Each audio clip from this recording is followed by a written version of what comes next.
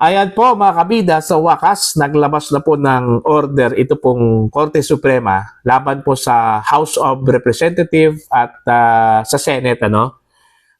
This is in relation mga kabida doon ho sa petition for certiorari and prohibition na isinampa po ni Vice President Sara Duterte laban po dito ho sa mga respondents. Yung mga respondents pala dito ay ito pong si Secretary General Velasco, House Speaker Martin Romualdez representing the House of Representatives, and Senate President Jesus Cordero representing the Senate. Kini-question kasi ni VP Sara mga kabida itong impeachment complaint number 4 na ginamit po ng House para maging basihan doon sa articles of impeachment na isinampa po nila doon sa Senate. Ang sabi po ng Vice Presidente, violative daw ito sa isang provision ng ating saligang batas, na kailangang isang impeachment complaint lang po ang dapat isampa laban po sa isang impeachable officer within a year, at hindi po pwedeng dalawa or marami. Eto, babasahin ko po mga kabida itong post po ng Korte Suprema 6 hours ago po. Ang sabi po dito, the Supreme Court en banc during its session today, February 25, 2025, acted on GR number 278-353, Duterte versus House of Representatives et al. It requires that the House of Representatives, its Secretary General Reginald S. Velasco, and the Senate of the Philippines to comment within a non-extendable period of 10 days from notice on the petition for certiorari and prohibition with a prayer for a temporary restraining order filed by Vice President Sara Z. Duterte. Vice President Duterte claims the impeachment complaint violated Articles 11, Section 3, Paragraph 5 of the Constitution, which states that no impeachment proceedings shall be initiated against the same official more than once within a period of 1 year. Ayun. Yun yung kanya question. Kasi ang palagay po ni VP Sara, yung first 3 complaints, okay, yun yung una, di ba? Alright? Now, yung pangalawa, ito pong pang-apat. Supposedly dapat yung 3 impeachment complaint lang sana ang pwede isampa. Problema po, nung last day po ng session ng Senate, sinampa po nila pati yung pang-apat. Which is, according to her, hindi dumaan sa proseso yon, na dapat yung pang-apat na impeachment complaint, dapat i-refer sana, it should be referred to the office of the House Speaker. Pero ang problema, wala. Okay? So, yun po, So, dapat po, since meron po silang na-initiate po na impeachment proceedings, itong first 3 complaints, dapat wala po itong pang-apat.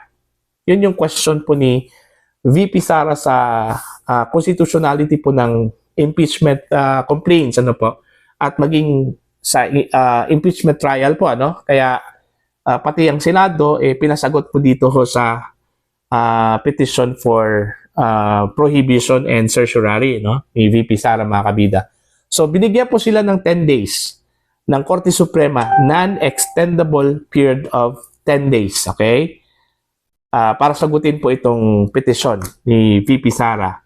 Then otherwise, pag hindi sila makasagot within 10 days, I don't know kung anong pwede gawin po ng Korte Suprema, naalala ko lang po yung ginawa po ni Solicitor General Menardo Guevara, doon sa kaso o sa petition po laban sa PhilHealth at saka sa National Treasury, in relation doon sa petition po ni Senator Coco Pimentel and Congressman Nery Colmenares po mga kabida, patungkol doon sa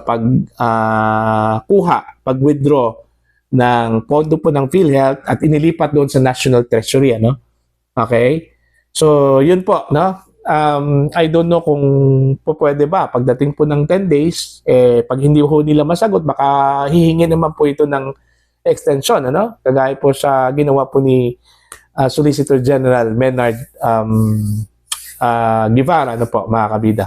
So, titingnan na lang po natin ito, ano? Kung ano po yung mangyari po dito, kung idedeklara bang null and void, invalid, ito pong impeachment po laban kay VP Sara, no? As alleged by the Vice President, na unconstitutional ito pong ginawa po ng House of Representatives na nag-file po ng 2 impeachment complaints, ano?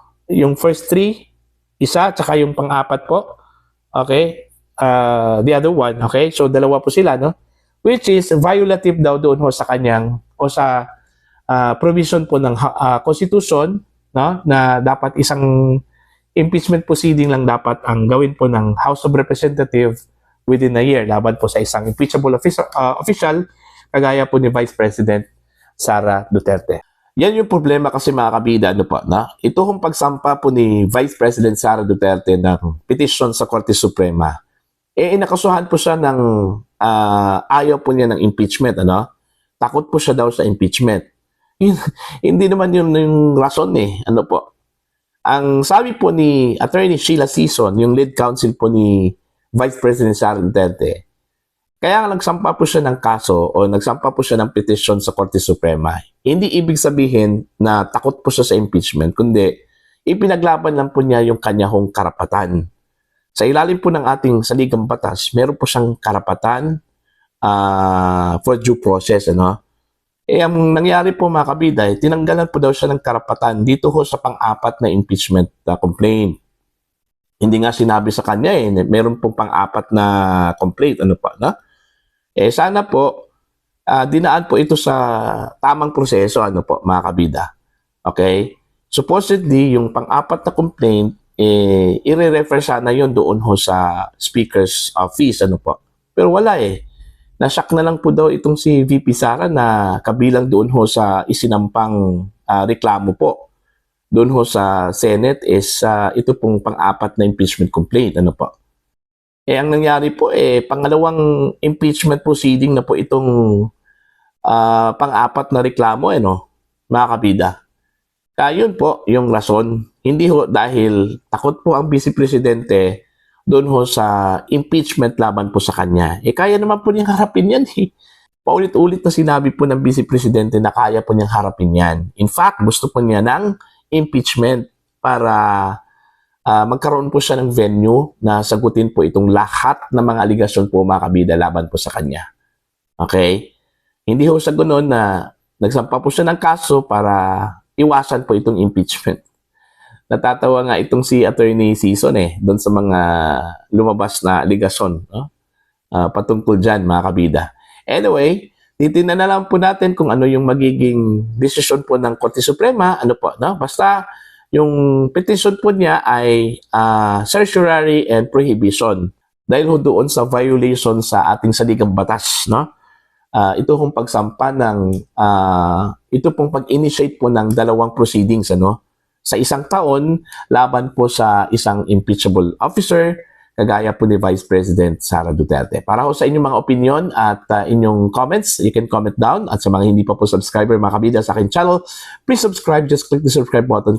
Just click the notification bell, click all, para updated po kayo sa aking mga uploads. Maraming salamat po sa inyong lahat. God bless po, mga kabida.